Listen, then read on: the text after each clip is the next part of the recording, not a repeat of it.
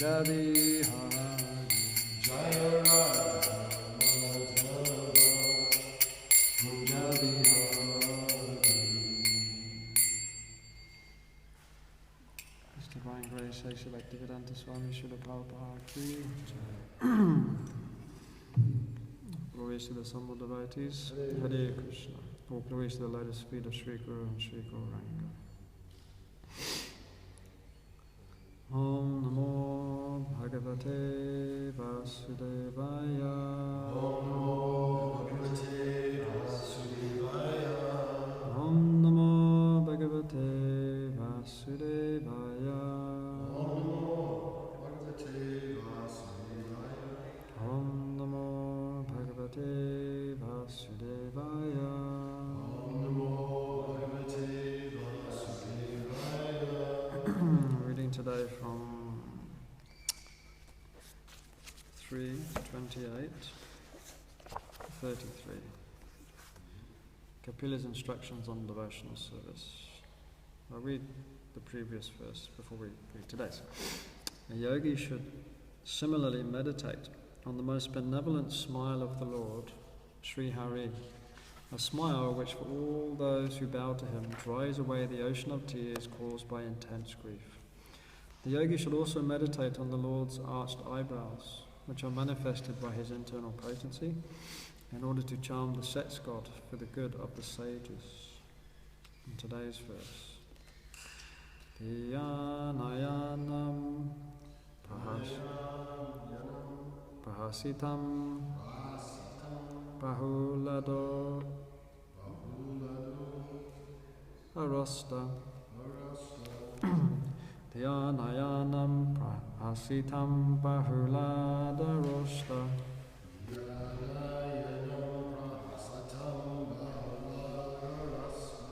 Dhiyanayanam Pahasitam Bahulada Rosta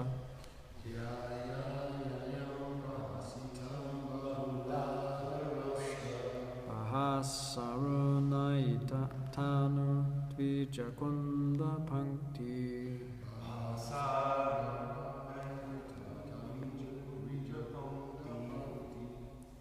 Pasarunaita Tanu Dvijakunda Pankti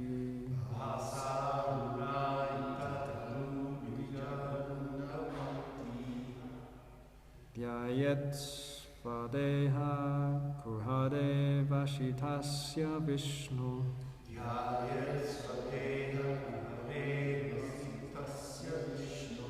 Dhyayet Svadeha Kuhade Vashitasya Vishnu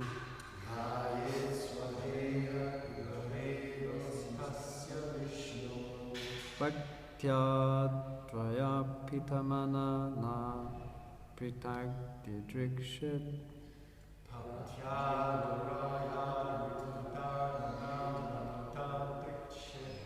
Bhaktya Dvaya Pitamanana Pritak Didrikshat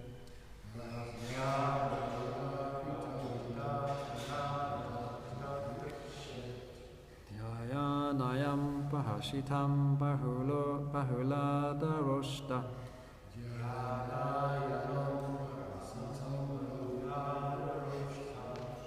Pasarunayita Tanu Dvijakunda Pankti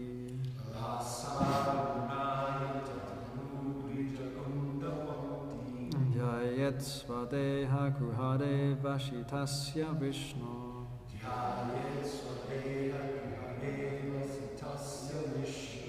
Bhaktya Dvaya Pita Manana Pritak Didrikshit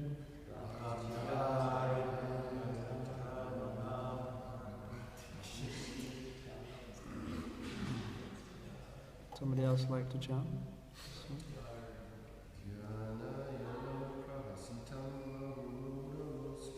Dhyanayam Prahasitam Bahulada Rosta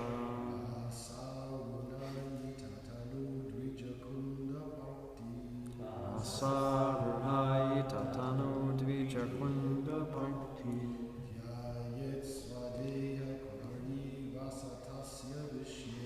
Dhyayet Svadeha Kuhade Vasitasya Vishnu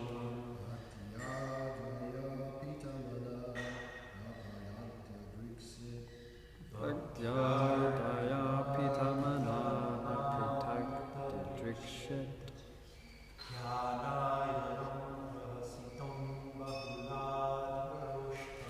Yayanayam Prahasitam Bahuladarosta.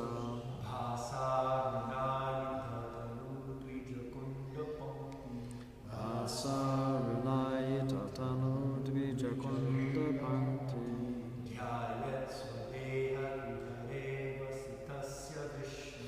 Dayat Swadeha Gruhadeva Sitasya Vishnu.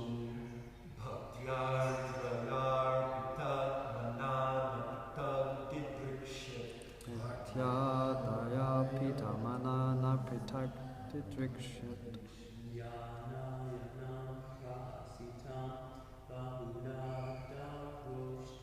Dayanayam Prahasitam Bahuladarosta.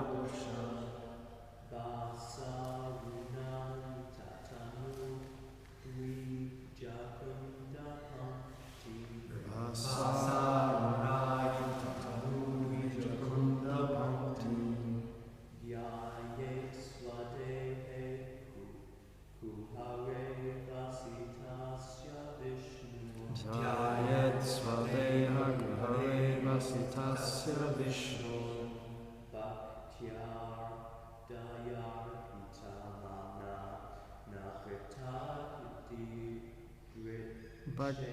Bhaktya Traya Pitamana Pritak Didrikshit.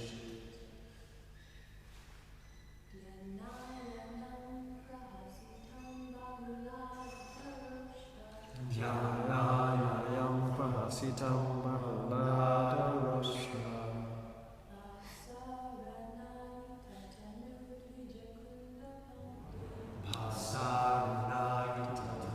Dvijakunda Bhakti.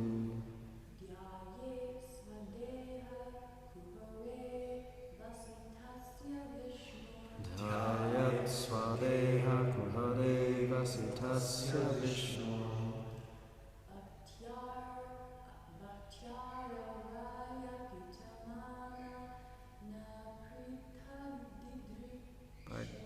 Bhaktya Traya Pitamana Pritak Didrikshit. Dhyana Ayanam, easily meditated upon. Prahasitam, the laughter. Bahula, abundant. Adhara Oshta, of the lips. Pasa, by the splendor. Arunaita, rendered rosy. Tanu, small. Dvija, teeth. Kunda Pankti, like a row of jasmine buds. Yayet, you should meditate upon. Swadeha Kuhare, Kuhare, in the core of his heart. Avasitasya, who resides. Vishnu, of Vishnu. Bhaktya, with devotion. Adraya, steeped in love. Arpita Manaha, his mind being fixed. Na, not. Pritak, anything else. Didrikshit, he should desire to see. Translation of Prabhupada by His Divine Grace, A.C. Bhaktivedanta Swami, Srila Prabhupada, Ki Jai. That with devotion, steeped in love and affection, the yogi should meditate within the core of his heart upon the laughter of Lord Vishnu. The laughter of Vishnu is so captivating that it can easily be meditated upon. When the Supreme Lord is laughing, one can see his small teeth, which resemble jasmine buds rendered rosy by the splendor of his lips. Once devoting his mind to this, the yogi should no longer desire to see anything else. Purport. It is recommended that the yogi visualize the laughter of the Lord after studying his smile very carefully. These particular descriptions of meditation on the smile, laughter, face, lips and teeth all indicate conclusively that God is not impersonal. It is described herein that one should meditate on the laughter or smiling of Vishnu. There is no other activity that can completely cleanse the heart of the devotee. The exceptional beauty of the laughter of Lord Vishnu is that when he smiles, his small teeth, which resemble the buds of jasmine flowers, at once become reddish, reflecting his rosy lips. If the yogi is able to place the beautiful face of the Lord in the core of his heart, he will be completely satisfied. In other words, when one is absorbed in seeing the beauty of the Lord within himself, the material attraction can no longer disturb him. Omagyanatamilandasya Gananjanam Chalakaya Chakshu Ummalitam Jena Tasmai Shri Gurave Namaha. I was born into the darkness of ignorance. My spiritual master has opened my eyes with the torchlight of knowledge. I offer my respectful obeisances unto him. Jai Shri Krishna Chaitanya Prabhu Nityananda Shri Advaita Gadadhara Shri Vasari Gaura Bhaktivinoda Hare Krishna Krishna Krishna Hare Hare Hare Rama Rama Rama Hare Hare. Just like to start with offering a prayer that Lord Krishna be smiling upon his amazing, beautiful devotee Bhakti Chari Swami at this time. I understand he's going through a difficult time in his physical body. So we are reading these verses, and they're very beautiful verses, aren't they? Meditate on Krishna's smile, meditate on Krishna's laughing. So in the Bhagavad Gita, Krishna says twice in the Bhagavad Gita, Manmana bhavamad bhakto. Always think of me. Engage your mind in always thinking of me. This is the essence of Krishna consciousness. Through our service, through our work, through our chanting, through our devotion, is to bring our minds to the point that we can always think of Krishna. Prabhupada says here, when one is absorbed in seeing the beauty of the Lord within himself, the material attraction can no longer disturb him. Because our minds want to see beauty. Our eyes want to see beauty, and the mind feels satisfied with that. But material beauty, however attractive it may be, whether it's beautiful mountains or the ocean or forests, it can never completely satisfy our hearts. So when the devotee sees the smile of Krishna, that can completely satisfy our hearts. So we know Dhruva Maharaj, he was so determined to get his kingdom. But as soon as he saw Vishnu, his desire for those temporary things, he said, became just like looking for pieces of broken glass. So he'd found the real diamond of his heart, which was Vishnu, seeing that beautiful face. My son recently asked me, Dad, can we get a big Jagannath at home? I love Jagannath in the temple. He's always smiling. Jagannath has a beautiful smile. In fact, this deity of Jagannath has an incredible smile. He's very particularly sweet. My wife used to have a photo in her wallet. This is before we got married. So about 20 years ago, she had this photo. When we did get married, she said, I need you to take me to find this deity one day. We have to find this Jagannath. And one day we were in the shop in Bhaktivedanta Mana, and this new book came out. It's called Darshan. It's the big black one. It's huge. It's about this big. It's got all the deities of ISKCON in the world. Have you seen that book? Yes, and she got the photo of Jagannath out of her wallet. She said, right, I'm going to find out where he is. And she opened the book. It's a big book. Chung, and there he was. First page she opened. New Zealand, Auckland.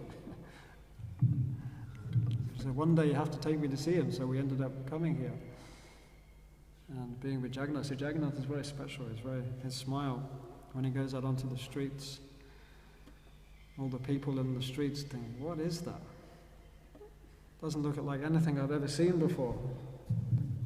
But it's beautiful, it's smiling, it's happy, it's joyful. So this world is a dark place, actually.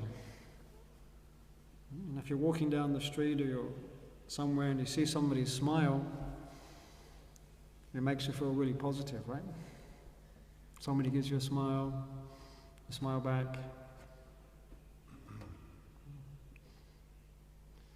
So when you smile at somebody or someone smiles at you, there's an exchange, there's a personal exchange. When you see somebody smiling, you think, oh, that person must be happy.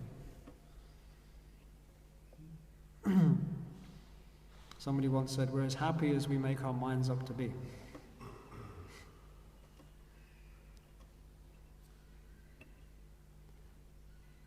But of course, we know that only the devotees are completely satisfied and happy. So Krishna's laugh, I was actually, when I read the verse for today, I thought it was the previous one on Krishna's smile. But we've got the both sort of mixed in, Krishna's smile, Krishna's laugh. And I was trying to think of some pastimes with Krishna's laughing. And one that came to mind was when Duryodhana went into Yudhishthira's palace and he fell into the water, because the palace was designed to be like an illusion. And so Duryodhana was walking across what he thought was the floor, and he fell into water. And all the Pandavas who were sitting up on the high balcony with Krishna started laughing. They were laughing at him, which we might say, is that a right thing to do? You know, some of you, if you're at school, for example, and one of the kids walks into a post and everybody laughs at him, the teachers would probably say, well, hey, that wasn't the right thing to do. And of course, Yudhishthira did that. Yudhishthira stopped his brother and said, hey, don't laugh, that's not right, stop. But what did Krishna do? Krishna said it's okay. Krishna obviously knew the result that was going to come from laughing at Duryodhana. His pride was seriously affected, and of course it ended up adding towards the whole Kurukshetra war. But Krishna allowed that to happen. Obviously he understood the deeper what was going on for Duryodhana in his pride. So sometimes Krishna's laugh can be used to destroy someone's pride. Or it can also be used to bring joy to the devotees. So when Krishna was going into the forest with all of his friends, they're going into the beautiful Vrindavan forest, and Krishna sees that all the plants and the creepers and the fruits, they're bending down to touch his feet. And he smiles. He smiles and he says to Balaram, look Balaram, see how all the plants and the creepers, they're coming down to touch your lotus feet and worship you. And then all the gopas and the gopis, they smile too. And then Krishna does funny things in the forest, like he pretends to be a peacock and does his peacock moves and jumps like a frog and makes the gopas laugh. So they're having a great time laughing and having fun in the forest.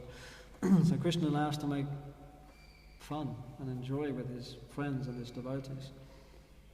He smiles to give pleasure to his devotees. Last week when we were in the temple with the whole school, we were just talking about Krishna is the deity. Not that Krishna's in the deity, but Krishna is the deity. And one of the little boys in year one put his hand up and said, Krishna's smiling. So he was seeing Krishna smiling. Sometimes we stand before the deity and someone may say, well, the deity's made of stone, so it's always the same. But his face is not always the same. For the devotee who's perceiving, sometimes you get a serious face, and sometimes you get a very beautiful smile. It's the perception, the reciprocation of the deity with the devotee. And Prabhupada says, there's one quote from Prabhupada, let's see if I can find this.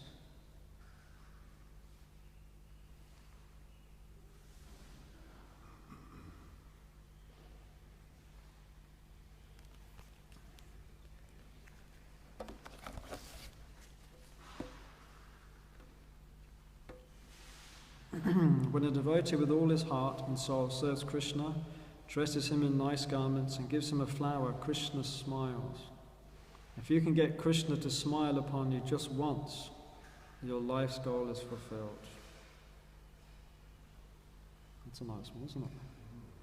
If you can get Krishna to smile upon you just once, then your life's goal is fulfilled.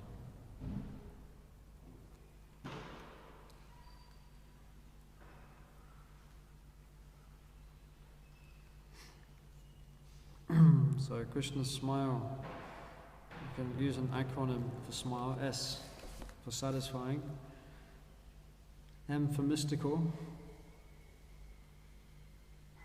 I for infectious, L for lasting forever, and E for enchanting. So we can analyze each of those aspects of Krishna's smile. So the first one was S for satisfying. Krishna's smile is satisfying. We talked about that earlier. All the objects of this world may have some alluring attraction to us, but ultimately Krishna's reciprocation is the only thing that's going to completely satisfy us. And the only thing that's going to completely take away our attraction for other things. Mystical. M for mystical. In the Srimad Bhagavatam, Sudha Goswami describes Lord Krishna's response to the prayers of Queen Kunti in this way. The Lord, thus hearing the prayers of Queen Kunti, mildly smiled. So this is after Krishna's heard the prayers of Queen Kunti. He mildly smiled. That smile was as enchanting as his mystic power. So this is Sudha Goswami's response. He's saying Krishna's smile was as enchanting as his mystic power. And in the Srimad Bhagavatam in Canto 2, 2.131, it describes that the illusory material energy is the smile of the universal form. So the illusory energy which entraps us in this material world is described as being the smile of the universal form.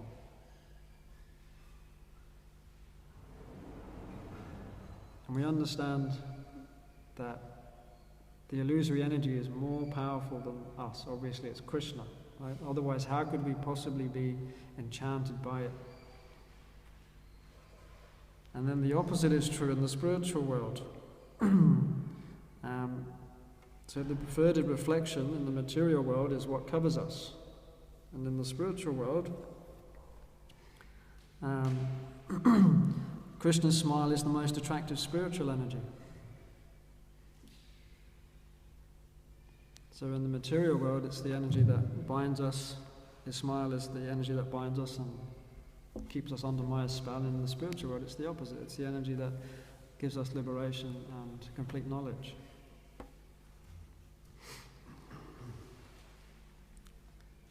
There's another one from Srila Prabhupada. Srila Prabhupada explains that Krishna smiles with affection for his devotees, as a mother smiles with affection for her baby. And Krishna's smile makes devotees very happy and satisfied. So we had M for mystical, I is for infectious. The Lord's smile is infectious. Just like when somebody smiles, everybody smiles, right? Have you ever seen some of the pictures of Prabhupada when he's beaming with a smile? And all of the devotees around him are also smiling. So Prabhupada's smile was infectious. Prabhupada had such a beaming, incredible smile. Some beautiful pictures of photos and paintings of Prabhupada's captivating smile. And Prabhupada said, actually,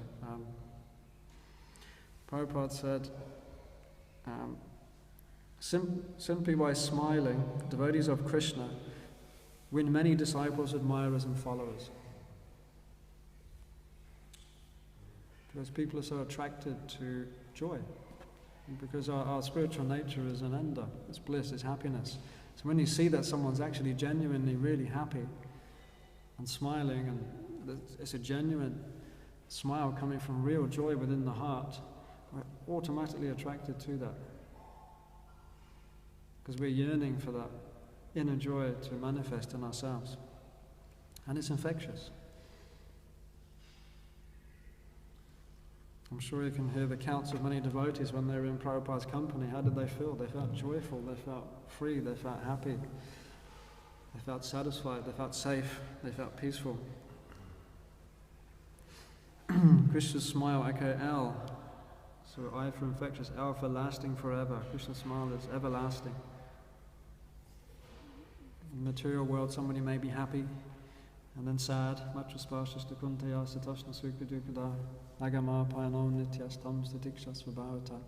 Happiness and distress is coming, just like the passing of the winter and summer seasons. But a devotee must learn to tolerate them without being disturbed. To be always happy inwardly, even though suffering outwardly. Prabhupada, when he was in New York and he was taken to hospital, and one of the devotees said, Prabhupada, sorry to see you suffering. He said, I'm not suffering, just the body's suffering. So even though there was dukkha, there was suffering, but internally, he's actually the bliss, he's still feeling the bliss of Krishna's connection.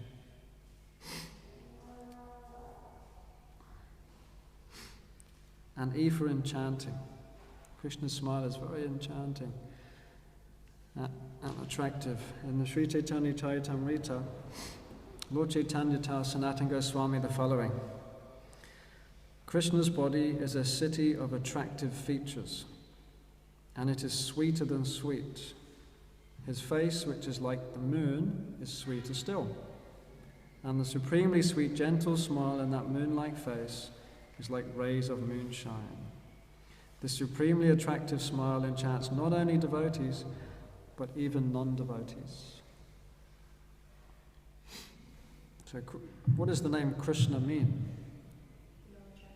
You're all attractive, right? So, Krishna's always smiling. Do you ever see a picture of Krishna where he's not smiling?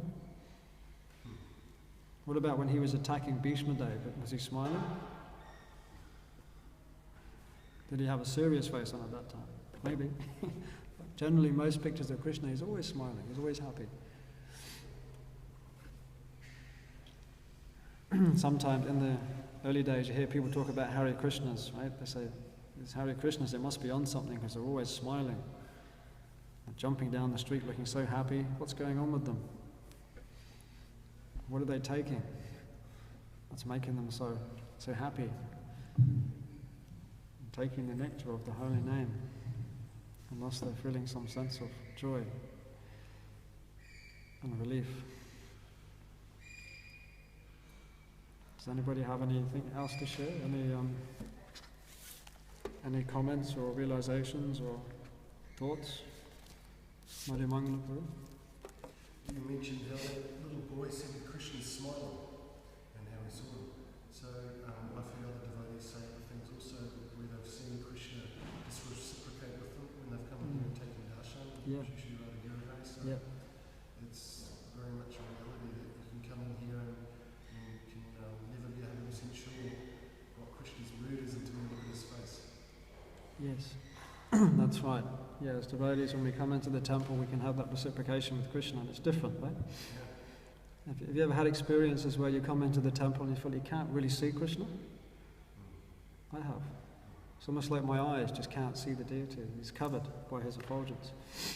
I do remember one specific experience in my own devotional life. It was in when I first came to the temple in London. It was in Bhaktivedanta Mana, and the deity there, Krsnananda, is very, very beautiful.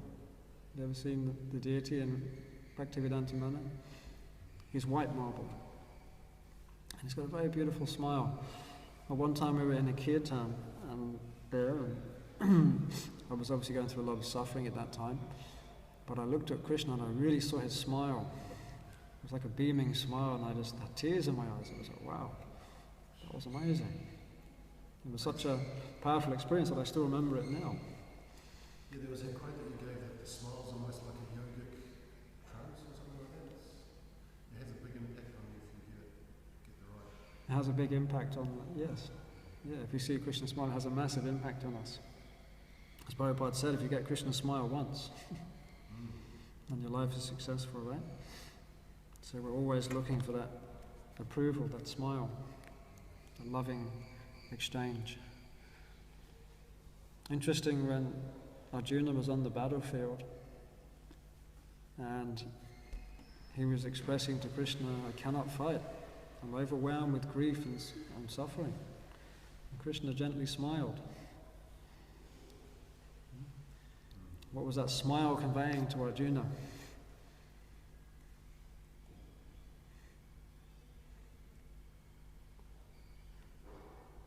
It's okay. I'm here, we'll solve this problem. That may be one interpretation. Krishna may also be smiling because he knows, now Arjuna's ready to take my instructions and I can speak the Bhagavad Gita and give this knowledge to the whole world for the next 10,000 years or however long it is. And also, Krishna sees through the suffering. Like we see the suffering, we get stuck and we can't see beyond our own suffering. But Krishna, he sees beyond that.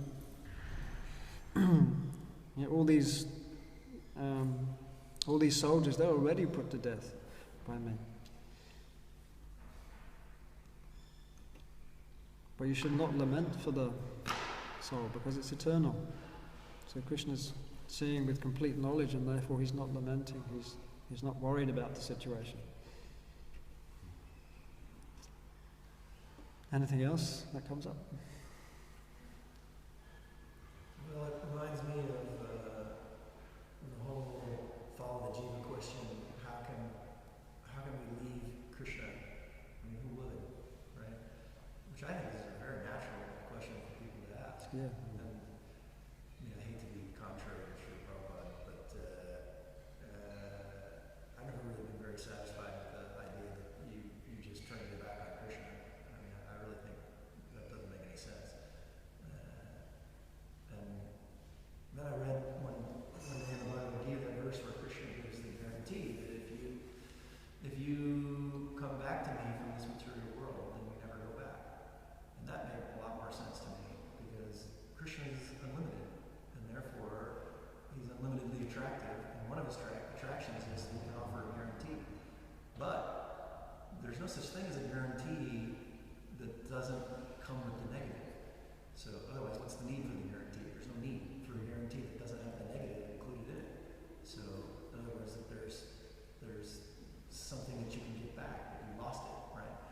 So that's just one of Krishna's attractions. It's like you're in the spiritual world, you would never leave Krishna, but because you're unlimited, you're attracted to Krishna's unlimited attraction. But one of his unlimited attractions is you can go to the material world and get the guarantee that you never have to go back. But before you go, you don't have that guarantee, which means you're missing some of Krishna's unlimited attractiveness because the guarantee requires you to go to the material world. So to me, that's just a much more reasonable reason why we would come to the material world.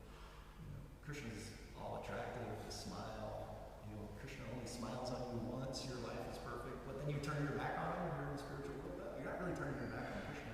You're going for the guarantee. You're going for more of the infinite attraction of Krishna because the guarantee is another attraction, but you can't get the guarantee because it's only real if it's real, which means that you have to come and earn it. The guarantee has to be earned, so you have to come and earn it in the material world. And then our problems start once we get here, which is a different thing.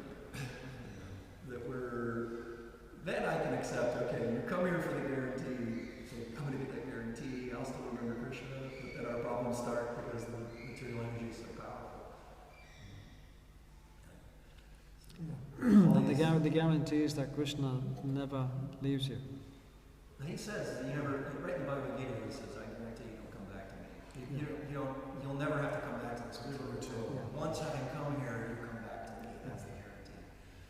Yeah. And sometimes you have to come to the material world where there's no guarantee. And a guarantee is an attraction. I mean, look in business, you really can't be successful, especially in direct marketing, without offering a guarantee. And especially in America, maybe other parts of the world not as much, but in America, you got to offer a guarantee. People are not going to, they're just going to take something else that offers a guarantee. People figure that out because it's.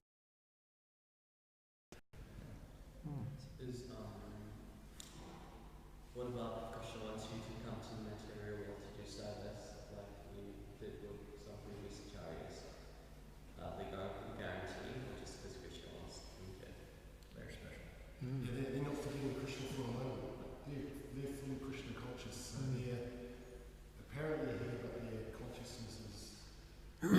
nitya siddha, we're eternally liberated, we're eternally conditioned.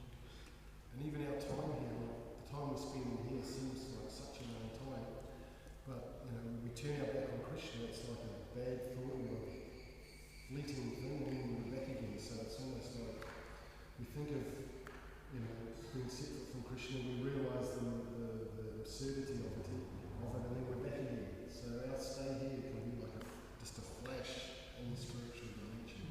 Although here, really, it's dragged out and quite painful. We can also see the material world as a place of punishment and suffering, or we can see it as Krishna's compassion. So it's a matter of perspective as well. Our appreciation of Krishna is so much more. Yeah, he's created the material world out of his compassion for us and his love for us. And he guarantees that he's never going to leave you. Doesn't matter how long you're here for, he's always in your heart waiting for us to turn to him. Srimad Bhagavatam ki, Jai Srila Prabhupada ki, Ananta Koti Vaishnava Vrinda ki, Jai.